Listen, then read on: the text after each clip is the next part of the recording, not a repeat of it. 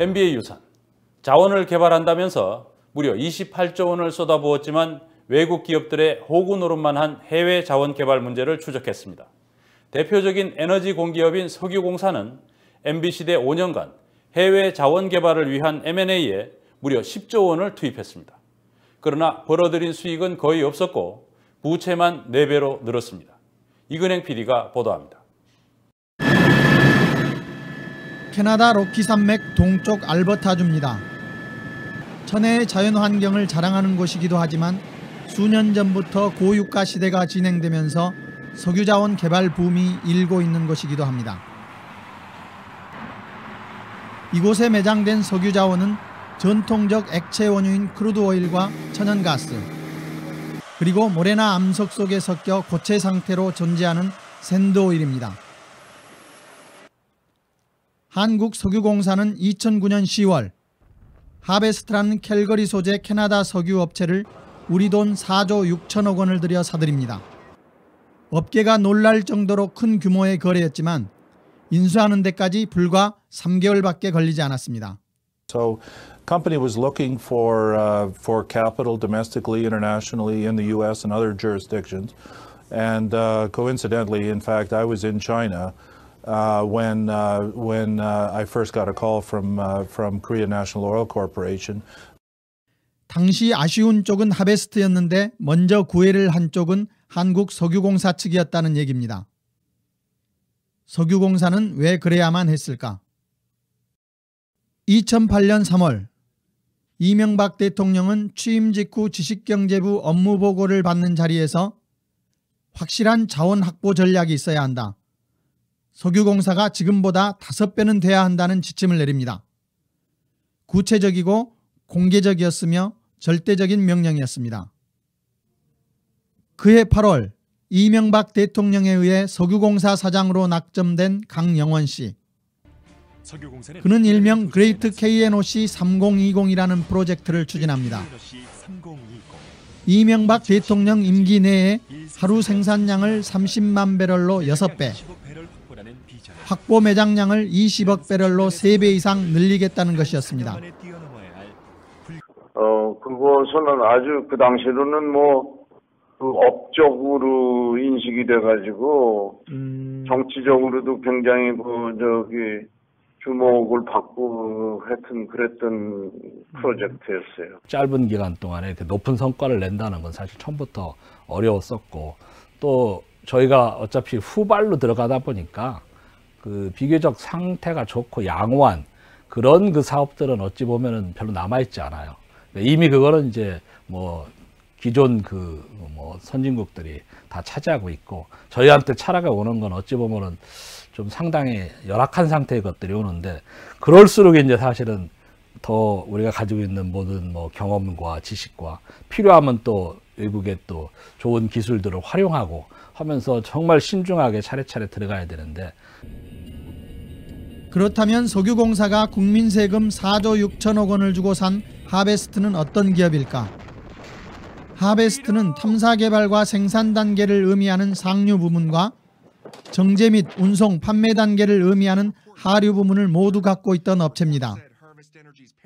2009년 인수협상 당시 재무적으로 무척 곤란한 상태였던 하베스트는 상류 부분만이라도 매각하겠다며 양측 수뇌부 협상에서 최소한 31억 캐나다 달러를 달라고 요구합니다.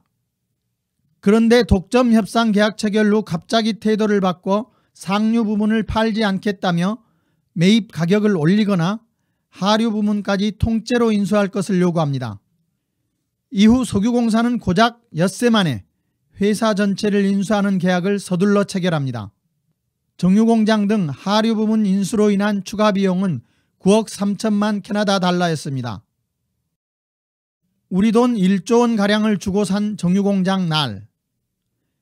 이 공장은 하베스트가 원유를 생산하는 캐나다 서부 알버타 지역과 정반대인 캐나다 동부 끝 뉴펀들랜드 섬 오지에 위치해 있습니다.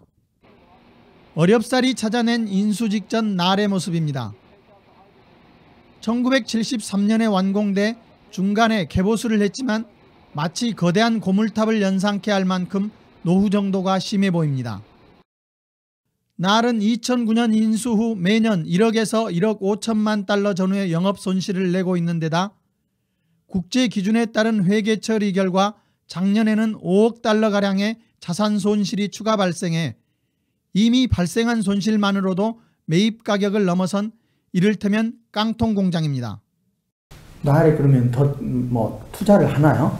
저희 지금 현재 투자를 최소화하고 있습니다. 왜냐하면 지금 아시는 대로 저희가 지금 현재 그 출구 전략을 지금 현재 펴고 있기 때문에 장부가보다 좀 더 다운되게 하니까 실질적으로 손해를 봐가면서라도 장래에 희망이 없는 것들을 정리하겠다라는 이런 취지이기 때문에. 그러나 애물단지가 된 이 공장을 사겠다는 구매자가 있을지는 의문입니다. 그래서 실제로 작업을 잘 하려면 그거를 좀 리노베이션을 해야 되잖아요. 팔더라도 조금 돈을 투자를 해서 부가가치를 높여서 팔아야 되는데 근데 그거는 너무 덩치가 커서 아마 잘은 모르겠지만 돈이 어마어마하게 들어갈 거예요. 리노베이션을 하려면. 근데 지금 부채도 많은데 그걸 또 어디서 되겠어요. 하루 5만 배럴가량의 원유를 생산하는 상류 부분의 상황도 지속적으로 어려워지고 있습니다. 인수 당시 떠하는 22억 달러 상당의 부채에 대한 이자 비용이 매년 8천만 달러 이상 발생하는 데다 원유 판매를 통한 영업이익 또한 급감해 작년의 경우 불과 300만 캐나다 달러였고 결국 당기 순이익은 1억 달러가량 적자 전환됐습니다. 문제는 상황 반전이 쉽지 않다는 겁니다. 최근 몇 년간 미국에서 세일가스라는 대체 자원이 개발돼 값싸게 대량 공급되면서 미국 내 원유 가격을 끌어내리고 있고 가격 경쟁력에서 밀린 캐나다산 원유의 판로는 점차 좁아지고 있기 때문입니다. 또 사실 쉐일 가스와 함께 지금 쉐일 오일도 같이 개발되거든요. 컨덴세이트라 해가지고 그거에 의해서 이제 지금 상당한 그런 그 오일 수요까지 지금 감당을 하다 보니까 지금 아마 제일 어려운 게 지금 캐나다 쪽 상황이라고 제가 듣고 있어요. 그러니까 아마 지금 판되면은 거의 제값을 못 받을 겁니다. 국내 반입은 힘든 거죠? 여러 가지 비용 조건이나 여러 가지 인프라상. 할 수는 있는데 비용 때문에 사실 못하는 거죠. 거기서 지금 이렇게 하면 뚫고 나와가지고 거기서 배대가지고 국내까지 들어오면 비용이 더 비싼. 최근 박근혜 정부는 부채 비율을 낮춰 재무 건전성을 높이라고 공기업 경영진을 압박하고 있습니다. 그러나 방침을 따르자니 이젠 헐값 매각을 피할 수 없는 상황. 석유공사는 진퇴양난입니다. 굉장히 불리하죠. 이 사람들은 곧 정부가 달성해야 되기 때문에 또 팔아야 되는구나. 살 때도 그랬잖아요. 살 때도 3020 한다 그러면서 왜 그럼 하베스팅 팔았어요? 그게 그거죠. 그러니까 결과적으로는 유가에 대한 흐름이잖아요. 결과적으로. 저희는 이제 톡톡하고 보는 거고 그쪽은 이제 거의 여기서 또 꼭지를 찍었다 할지 뭔가 이제 굉장히 그런 판단이 많이 들어갔겠죠. 그게. 지난 5년 이명박 대통령의 저돌적 과시형 해외 자원 개발 투자는 피같은 국민 세금으로 남의 나라 좋은 일만 시키고 우리 공기업을 깊이 골병들게 했다는 평가를 피할 수 없게 됐습니다. 뉴스타파 이근행입니다.